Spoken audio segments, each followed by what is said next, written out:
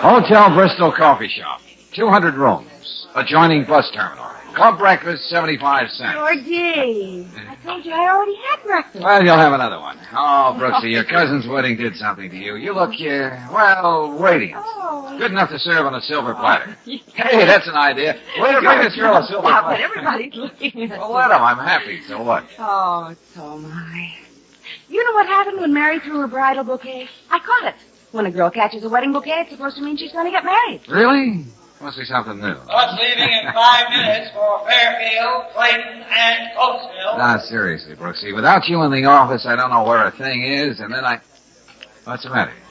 George, see that gray-haired gentleman at the table in the corner? Yeah, I noticed you looking at him before. He sat just like that in the bus, too. His top coat buttoned up to his neck, all tense and all frightened. Oh, uh-huh.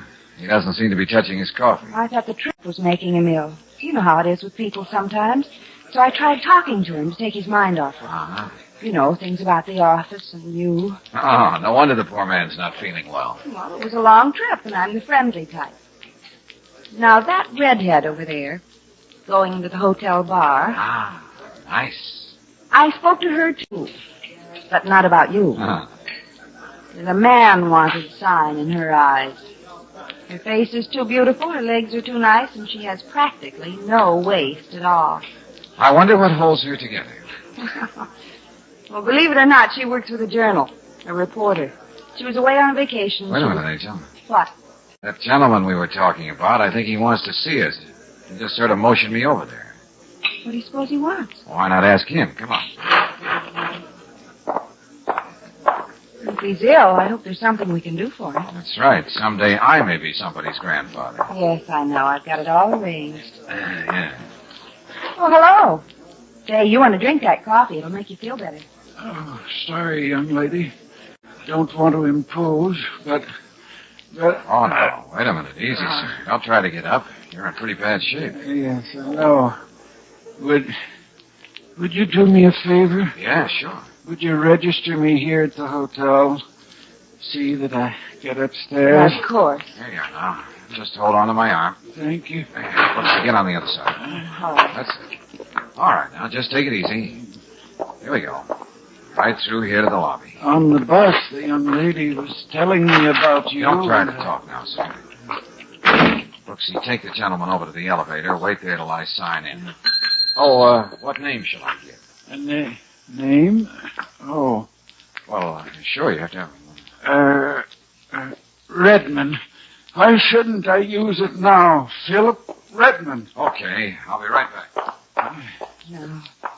We'll be upstairs in a minute, Mr. Redmond. You'll be all right. In my coat pocket here, miss. Will you take that out? What? Go ahead, please. Your wallet? That's right. Money. Tell your friend to take as much as he needs. But why? What for? Please hurry. Get me upstairs.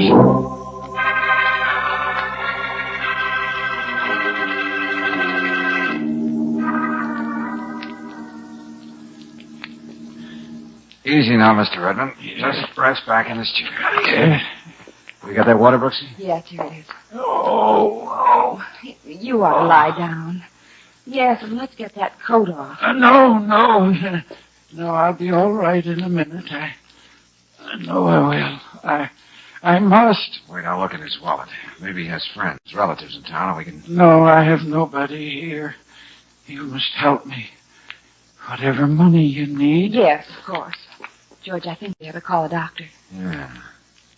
Hey, it's funny. The name in this wallet is Walter Haskell. And he said Redmond. Oh.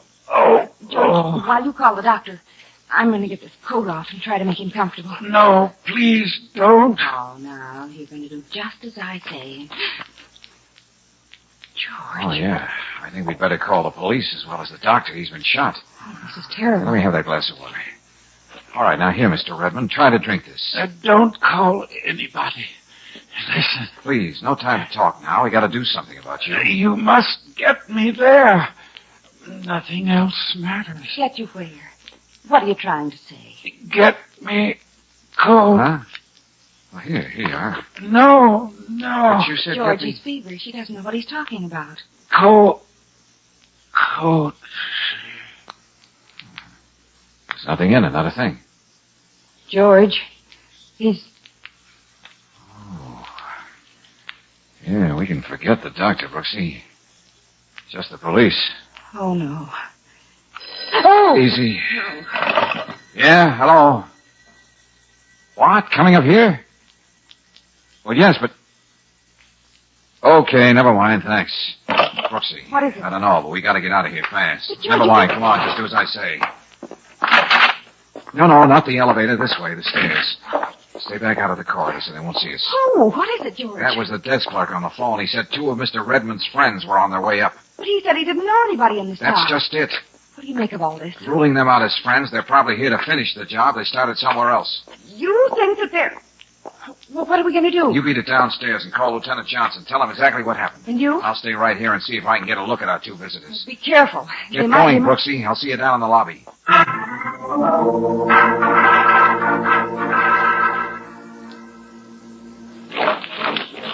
What took you so long, Brooksy? Trouble getting Lieutenant Johnson. And trouble making him believe me when I did. Oh. They're on their way. Did you see who the men were? No, darn it, I couldn't without being seen myself.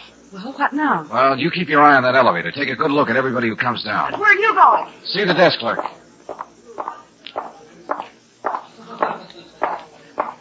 Oh, what can I do for you, Mr. Redmond?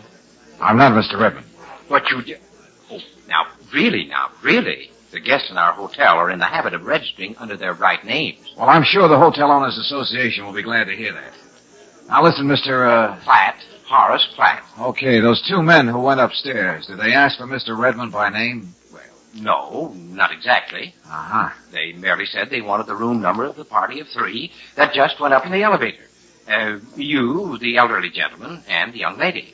They said they were friends of yours. I see. Anything wrong? Well, did they see the registration card by any chance? Of course. I had to look up the room number. I don't keep everything in my head. Okay. Well, anyway, that old gentleman, whoever he is, should know better than to go out again in his condition. Go on, what do you mean? Oh, really, now, you don't have to bark at me. But a man of his age should certainly get over the night before. That is, before starting off on another Look, spree. Horace, do you know what you're talking about? Well, I certainly saw him just a few minutes ago. His 2 friends had to hold him up, and the 3 of them went staggering out of the lobby together. Maybe I can still catch up with them. Oh, now, really, you can't go charging through our lobby like that, knocking people out of the way. Who are you, anyway?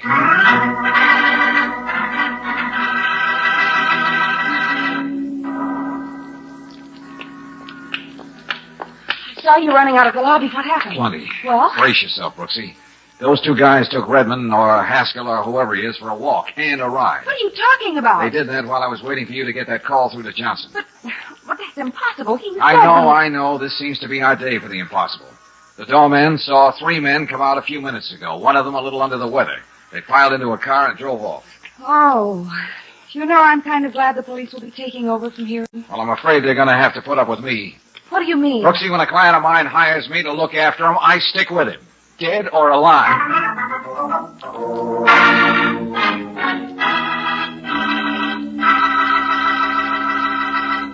We'll return to tonight's adventure of George Valentine in just a moment.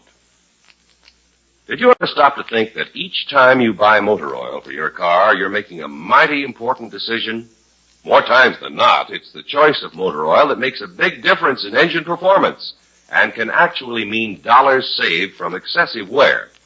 Consider this fact when you buy motor oil. Heavy-duty RPM motor oil has consistently proven its ability to reduce wear and greatly increase the time between major overhauls due to lubrication. In addition, heavy-duty RPM motor oil gives extra protection against gummy, carbon, acid, and corrosion. So if you want to increase time between overhauls and reduce repair bills, if you want top protection and performance from your car, if buying the best brand of motor oil is important to you, then switch over now to heavy-duty RPM motor oil. Next time you need oil, ask for and make sure you get heavy-duty RPM motor oil at independent Chevron gas stations and standard stations where they say and mean we take better care of your car.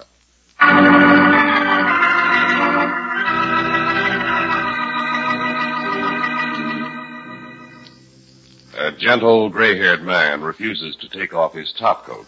When he does, you make the startling discovery that he'd been shot. And afterwards, even more startling, his body is walked out of the hotel room by two so-called friends. Yes, these are the incredible ingredients of a nightmare that happens in the full blaze of noon. And even if your name is George Valentine, you're afraid you might wake up screaming. The redhead is still in the bar, George. Good. But why do you want to talk to her? And alone? Well, she did come in on that bus with you and Mr. Redmond. She just might know something. Meet you back here.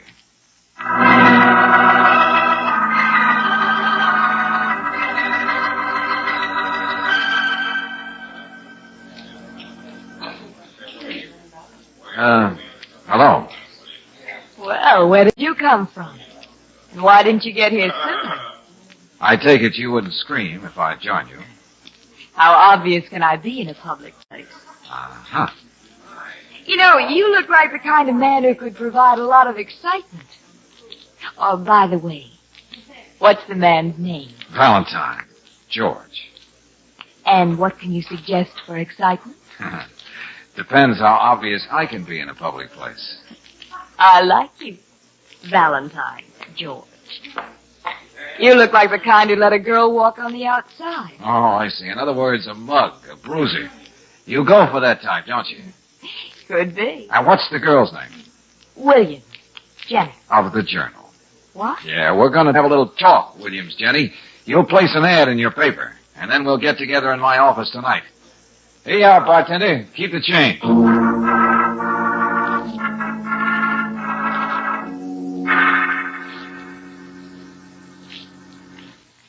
I looked in all the papers, Jenny, and there's not a word about Mr. Haskell's murder. Well, Claire, that's not so strange. The homicide boys don't like to cry murder without the good old corpus delicti as Exhibit A. We saw the corpus delicti, all right, Jenny. But from that point on, nothing makes sense. I know. Now, let's assume, and there's no reason why we shouldn't, those two men were the ones who tried to kill Haskell or Redmond. What did they want with his body? They must have had a good reason, taking the chance they did. The two of them hustling him out of the lobby in broad daylight. When we find the answer to that, we'll be getting somewhere. I've got an off-the-record statement from Lieutenant Johnson. The police are doing everything they can. An arrest is expected momentarily. In short, they're getting nowhere fast. Yeah. I'm sorry I couldn't be of any help, George. I hardly even noticed the man in the bus. I know. This ad you had me put in the journal. Important. Anyone having knowledge of Philip Redmond, kindly contact George Valentine. Address, phone number, etc. You, sitting on something you should have told the police? I told you you'd get your story when it breaks. Besides, I'm just playing a hunch. Philip Redmond was the name the old fella gave me to register him at the hotel. Kind of fancy variation on the usual Smith or Jones. I don't know, Brooksy. I think he started to give the name we found in his wallet, Walter Haskell. But then he said, Redmond, why shouldn't I use it now? Remember? Yeah, that's right, I do. He was almost defiant about it. And you figure that anybody knowing of Philip Redmond can tell you about Walter Haskell. Yeah, something like that. I know it's only a hunch, but... Are you all right, George? Yeah, but yank out that cord on that desk lamp, quick. Good, that's better. We don't want any light. George, where are you? I'm here at the window. You see anything? Yeah, the other building. And all the windows in the world to shoot from. Darling, be careful. They can't see us now. It's a good thing that desk lamp threw your shadow off a little to the side. Yeah, that bullet was meant for my curly little head, all right. Jenny, your paper can have my testimonial for ads that get results. Sure. That irresponsible Nimrod out there was undoubtedly somebody having knowledge of Philip Redmond. Oh, and you can't say he didn't get in touch with you. Nice patter, but Oscar Levant does it better. There's at least one part of this puzzle that's beginning to make sense. They removed Mr. Haskell because they didn't want anybody to identify him as Redmond. Now, how do you get that? Because, Brooksy, now that they realize I know he was known as Redmond, too, they're out to get rid of me. That's something I'd worry about. Oh, I worry, all right. But I also found something for me to do. Yeah, what's that? I'm going over to the Bristol. I've got something to check with the desk clerk. Something our friends might have overlooked. Although I doubt it.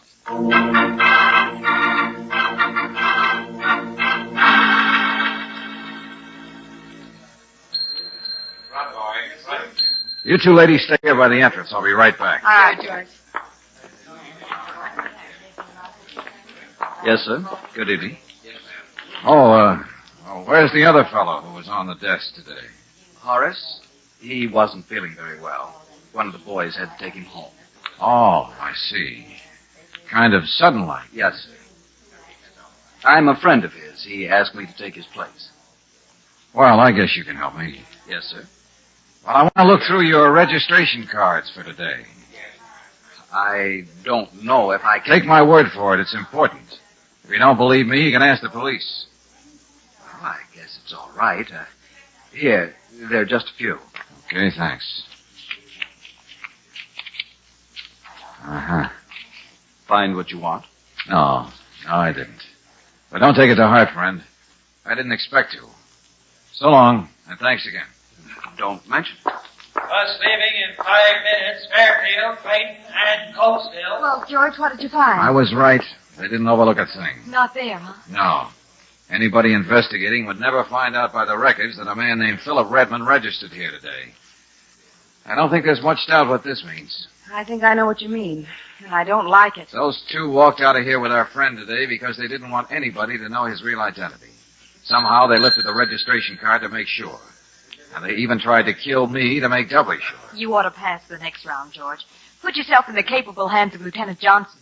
Those boys are still out to get you. It could be anybody. Anybody out there in the street, here in the lobby. George, Jenny's right. Let's turn this What over. was the old fella trying to tell us upstairs? If we at least knew that. Come on, Brooksy, think back. Just what did he say? Well, he was feverish, George. He kept saying he wanted to get somewhere. He was willing to pay you to help him, that's all. He was trying to tell us where, you remember? After he refused that drink of water, asked for his coat. All I know is you'd better stay with plenty of people around you and your back to the wall. Better still pour out your troubled little heart to Johnson. Yeah, I guess you're right, Jenny. Especially with Brooksy on the same spot with me. Come on. Last call, bus now leaving for Fairfield, Clayton, and Coatesville. Just wait till Lieutenant Johnson. Wait a minute. Hold everything. What is it, George? Holy. We just heard the answer. In the beautiful pear-shaped tones of the bus dispatcher. I don't get it. Fairfield, Clayton, and Coatesville. Coatesville. That's what Redmond was trying to say. George! That's why he said coat, even after he refused it. There wasn't anything in that coat, and he wasn't feverish. He said, get coat. He was trying to say, get me to Coatesville. How can you be sure? He got off here in this terminal because it's the only place you can get a bus to Coatesville. It adds up. It could be. The only way to make sure is to go there and see if the name Redmond means anything in that town. If so, just what? Hey, Jenny. Yes. Here's what you can do for that story I promised for you. Check the morgue at the Journal. See if Philip Redmond and Coatesville go together somehow. Right. What about you? I'll be waiting in the bus terminal there in the morning. Get there as soon as you can. Well, we'd better hurry, George, if we're going to make that bus. It's leaving. Not this time, Brooksy. You put yourself on the care of the good lieutenant. I don't want anything happening to you. See you in the morning, Jenny. Say, you can't go and leave me like this. Now, you hear me, George?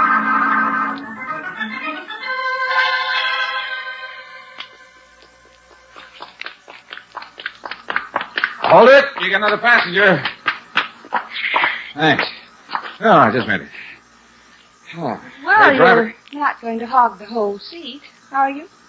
Oh, no. Oh, yes.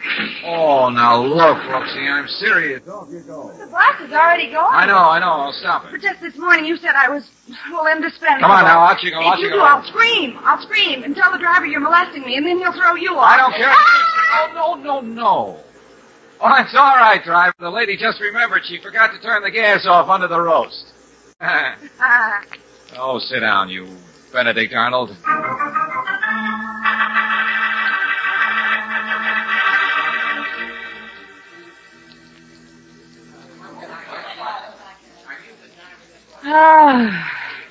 I don't want to see another bus terminal as long as I live. And that won't be long if we don't stick right out here with a madding crowd. This is a case of safety in numbers. Oh, I'm not afraid. Huh? Last night you were quaking in your little open-toed sandals. And now you're a blithe spirit. I'm with you, just the two of us, so I'm not afraid. Oh, women. From 4 o'clock this morning until now, 5 hours. I wonder what it feels like to lie down. Yeah. Jenny should be here soon. Anyway, there's nothing we can do until Coatesville wakes George. up. Huh? That man over there, he keeps staring at us. Uh-huh. He's so sinister looking. He does look a little ugly. You don't think that he's one of those, I think we're going to find out. He's headed this way. Oh, George. Calm down, easy now. He wouldn't dare do anything in front of all these people. Yes, but maybe he's an exhibitionist. Pardon me, could you direct me to the local YMCA? Oh. Well, I think the gentleman at the information desk can help you. Oh, of course. I always stay at the Wine and Straits Town. Oh. This is certainly the nicest way to work up a persecution complex. Well, it's all over now. Hey, here comes Jenny. And if she makes any passes at you, I'll pop her right on her profile. Why, Angel, that's the nicest compliment a boy ever got.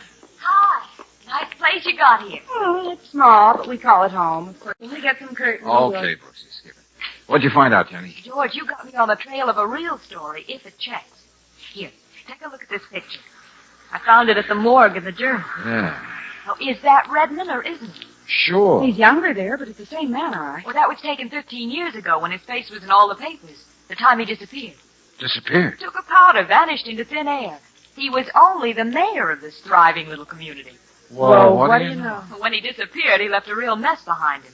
All through his administration, he was playing footy with some big mobsters. Together, they took Coatesville for plenty.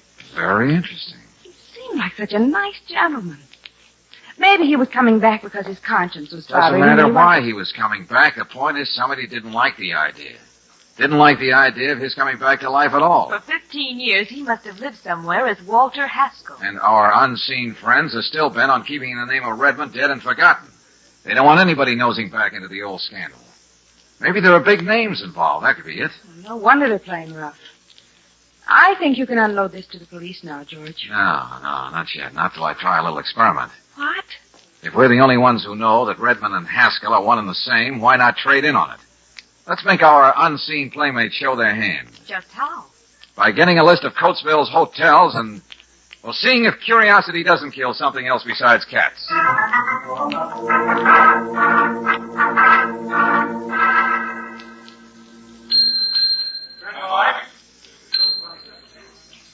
Barrington Hotel is number 3. You know, there are only 3 hotels in town, George. Uh-huh. And the other 2 with no soap. Look, George, maybe this scheme of yours is just a little too neat. Huh? I don't think there's any doubt that they knew I took that bus here to Coatesville. By now, they should be here somewhere. Chances are they'd hold up in one hotel or another. Well, shall we try the old routine again? Yeah, sure, may as well. Here's the telegram. Go ahead. Slip the bellboy's little bribe. Yes, sir. Thank you, sir. Oh, George. If somebody does claim that telegram, don't take any chances, will you? I won't, Brooksy. I just got home, remember? Say, there goes the bellhop now. Paging Mr. Haskell. Telegram for Walter Haskell. Now, keep your eyes open. Look around, Brooksy. Does that get a rise out of anybody? I don't know. There's several people looking Mr. at it. Haskell. Telegram for Walter Haskell. Look. Yeah. I see him. Now, stay here, Brooksy. Right here, boy. I'll take it. Oh, Mr. Haskell? Yes, that's me. Here you are. Thank you. Thank you.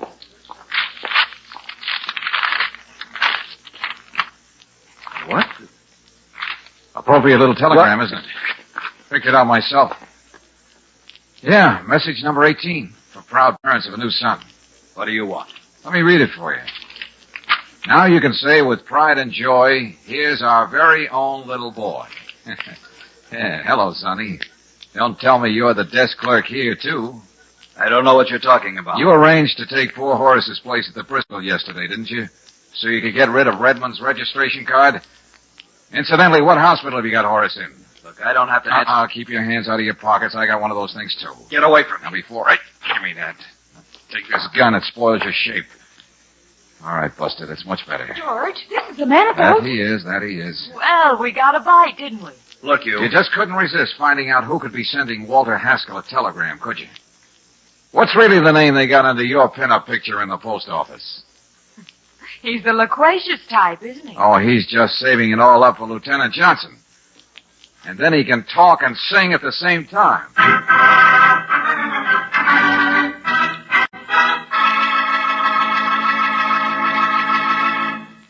Not one, not two, but all 8.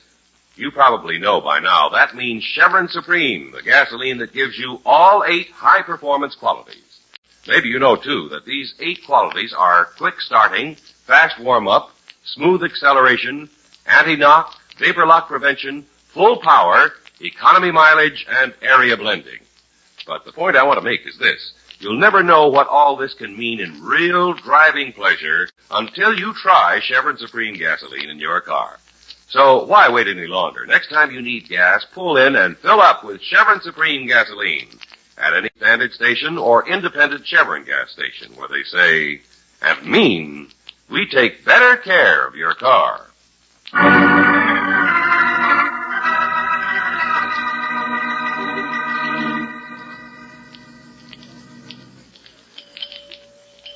Would you mind telling me why are we going to the household fixtures department, Angel? You'll see. Okay. Hey, you know, our curious Mr. Rainey sang all right. Mr. Redmond did have pangs of conscience, and he was going back to tell all. Mary made the loveliest looking bride. He was living in Fullerton for the last 15 years. His playmates kept an eye on him all the time. But he finally decided to turn Boy Scout. That's when they shot him. Somehow he managed to escape and got on that bus with you. I must buy a real nice wedding present for Mary and Bill. They found poor Redmond in the shack out in Flatland Meadows. And so, everything is tied up in a neat little package. I wonder how much these chimes are. $12.50.